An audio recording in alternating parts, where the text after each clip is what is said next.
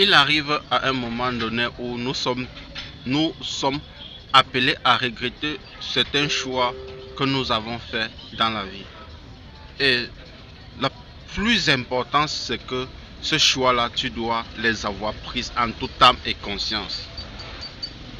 Cela arrive principalement à nos grands frères qui ont eu la chance, ne sais pas où c'est la chance ou c'est la malchance, de rencontrer un jour Internet avec par exemple le projet de Tesla, qui des fois juste avec 100 $, vous aurez pu avoir une quantité astronomique de parts d'action dans vos prises de décision que peut-être vous les avez prises ou que vous avez raté cela.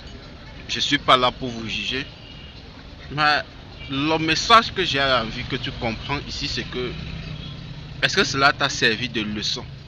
Oui ou non? Parce que il est bien vrai, les performances ou bien les résultats passés d'une industrie ne prédisent pas les résultats futurs, mais comme on le dit, comment faire pour savoir si quelque chose marche ou pas si on ne l'a pas fait? Donc je t'invite énormément à te poser ces différentes questions et de voir si le monde de l'investissement n'est qu'une arnaque. Quand nous prenons sur les statistiques, un projet dans des startups sur 10 marche normalement. 2 souvent, mais 1 sur 10 marche normalement. Si nous allons prendre comme ça comme exemple et partir sur les bases solides et les réalisations passées de ces différentes entreprises dont je vous parle depuis bientôt 2 ans, vous allez dire avec un peu d'expérience, tu vas nous expliquer quoi? Je ne vous explique rien. Je suis en train de partager mon évolution de le début jusqu'à aujourd'hui avec vous, pour que pour ceux qui veulent nous rejoindre dans cette aventure, vous puissiez nous rejoindre. Je m'en réjouis aujourd'hui de vous avoir mené avec le projet Skyway Community, qui a permis aujourd'hui à annoncer le versement de ses premiers dividendes depuis 2014, soit pratiquement 10 ans de travail. Je tiens à vous dire ceci, j'ai eu mon premier téléphone Android en 2019 et j'ai commencé l'investissement en 2020 et j'ai connu le projet Skyway Community en 2023. Donc il y a moins de 2 ans.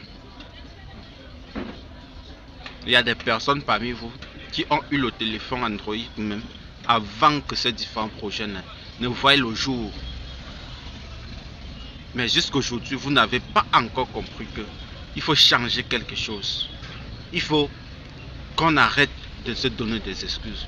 Il est inadmissible que quelqu'un qui gagne 100 000 francs soit incapable d'être privé de 10 000 francs pour ne serait-ce que faire un investissement mensuel. C'est incompréhensible. Pourquoi ne pas faire comme si cet argent-là n'existait pas? Parce que c'est ça. Dès que je touche mon salaire, les 10 premiers 1000 là, je sors ça, j'achète 15 $ de USDT. Donc je recharge dans mon compte. C'est tout. Tu n'as pas besoin d'avoir 2 millions d'actions ou 101 millions d'actions. Non. Tu as juste besoin de pouvoir oser quelque chose de nouveau.